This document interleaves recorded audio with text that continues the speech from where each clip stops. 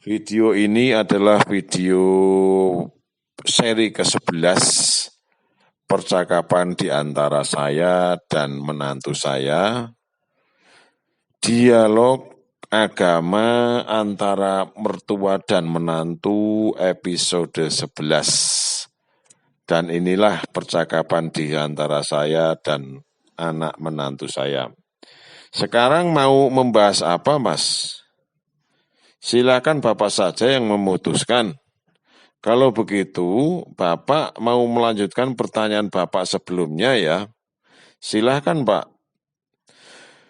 Jadi tugas penebusan dosa yang dilakukan oleh Yesus itu atas kemauannya sendiri atau ada yang menyuruh? Tentu saja atas kemauannya sendiri. Karena pada hakikatnya Yesus itu adalah Tuhan. Dasar apa yang kamu pakai? Yesus mengatakan di dalam Wahyu 22 ayat 13, Aku adalah Alfa dan Omega, yang pertama dan yang terkemudian, yang awal dan yang akhir. Bukankah itu artinya Tuhan, Pak? Itu adalah firman loh. Jadi bukan mewakili perkataan pribadi Yesus.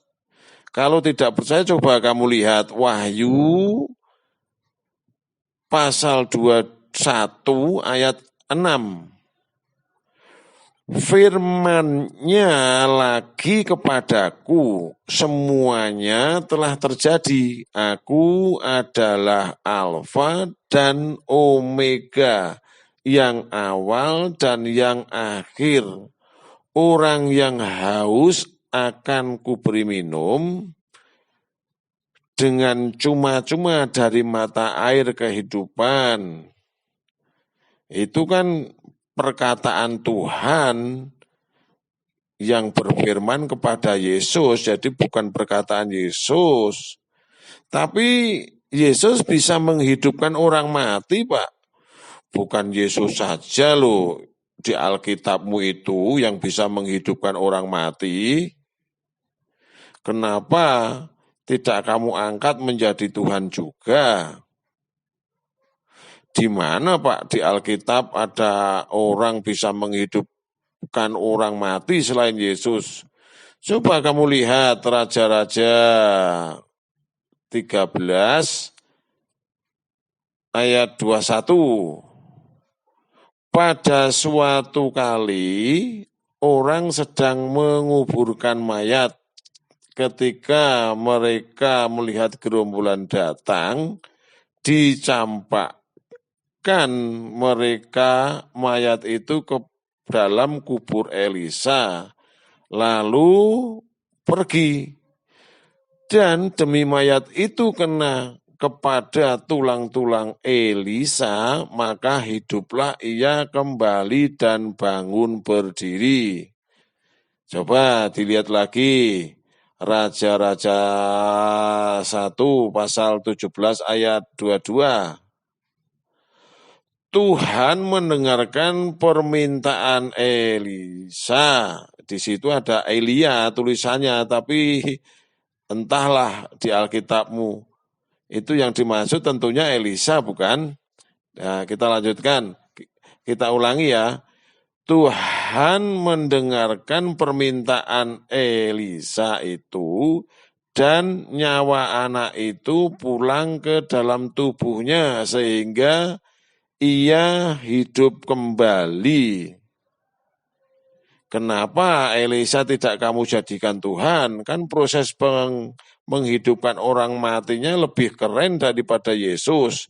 Elisa bisa menghidupkan orang mati ketika Elisa masih hidup maupun ketika Elisa sudah mati. Tetapi proses kejadian Yesus tanpa ada campur tangan laki-laki, hanya dari seorang perempuan saja, Pak. Artinya derajat ketuhanan Yesus lebih tinggi. Adam pun kejadiannya lebih keren. Proses kejadian Adam tanpa campur tangan laki-laki dan perempuan. Dan rohnya pun langsung ditiupkan oleh Allah. Kenapa tidak kamu jadikan Tuhan juga?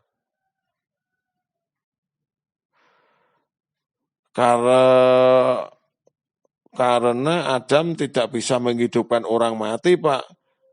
Ya, kalau dialognya seperti ini, ya, sampai kapanpun ya nggak bakalan selesai, nggak akan ada titik temu.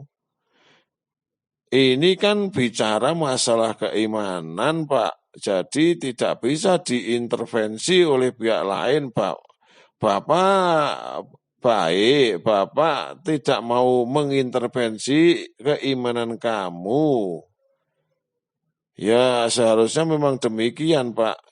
Nah, kalau begitu, apakah kamu punya alasan yang mendasari sehingga kamu mengakui Yesus sebagai Tuhan?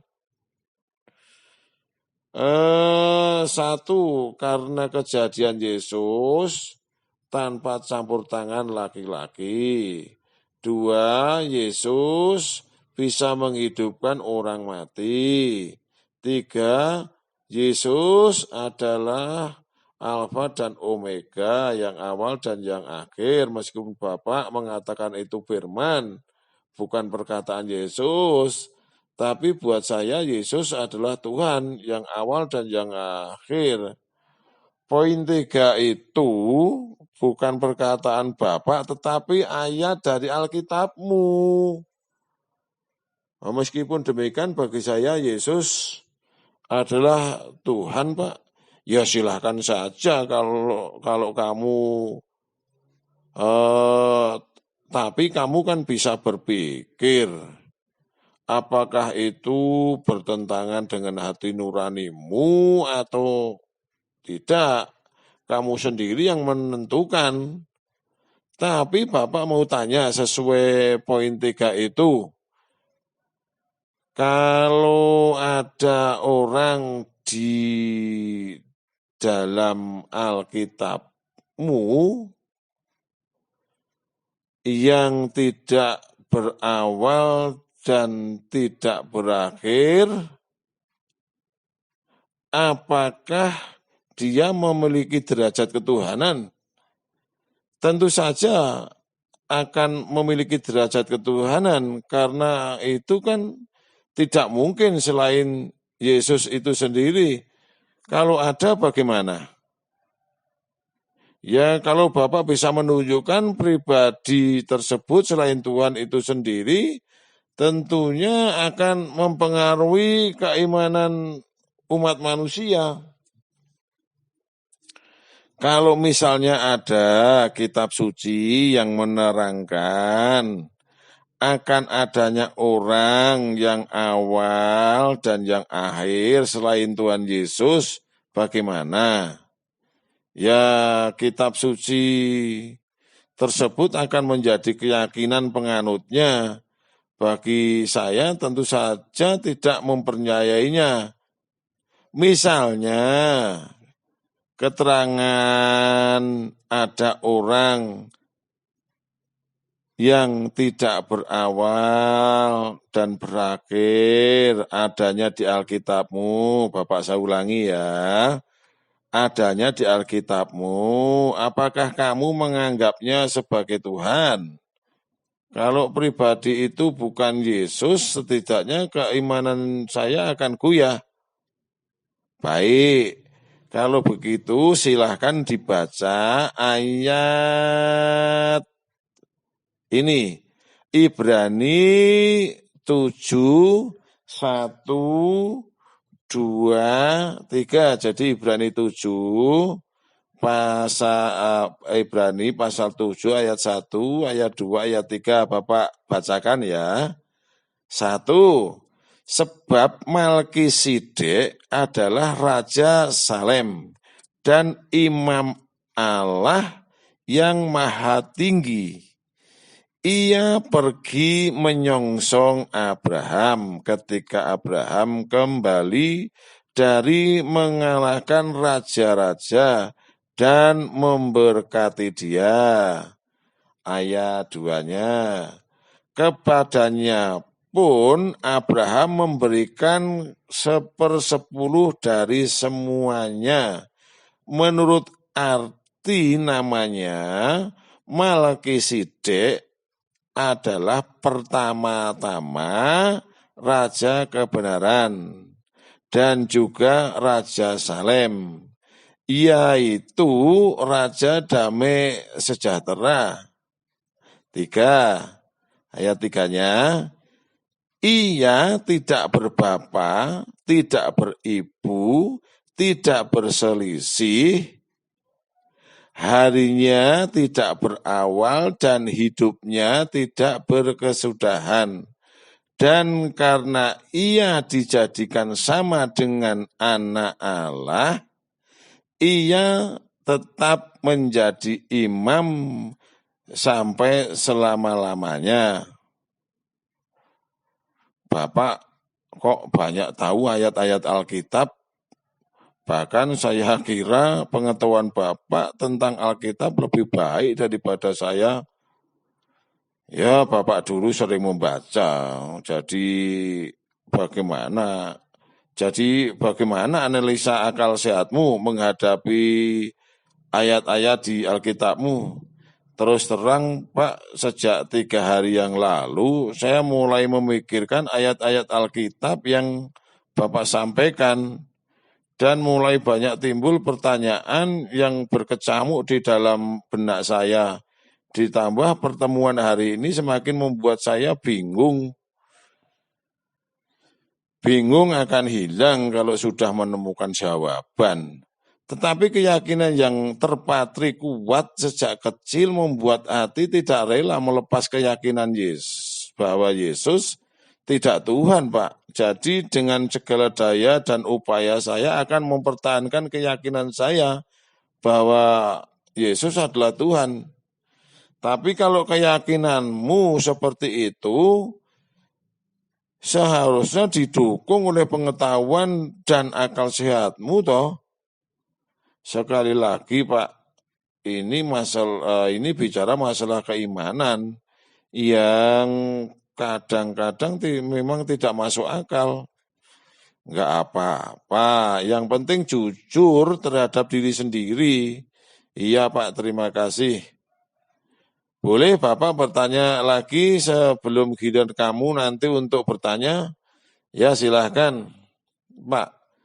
Kalau pendapatmu Yesus itu adalah Tuhan, kenapa Yesus disuruh-suruh?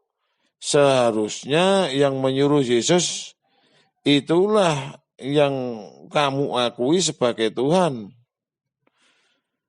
Atas dasar apa Bapak mengatakan Yesus disuruh-suruh, Pak?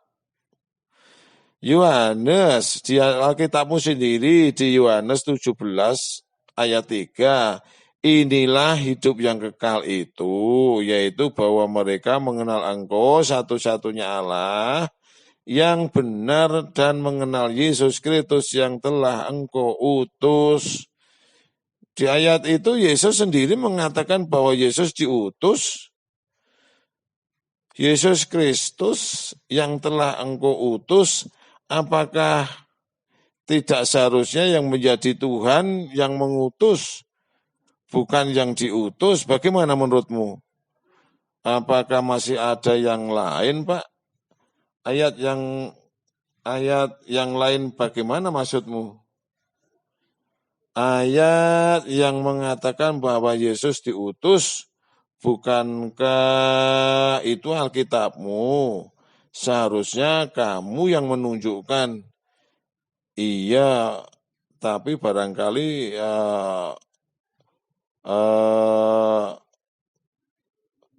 untuk pengetahuan saya, Pak, barangkali Bapak lebih bisa menunjukkan lebih pasti.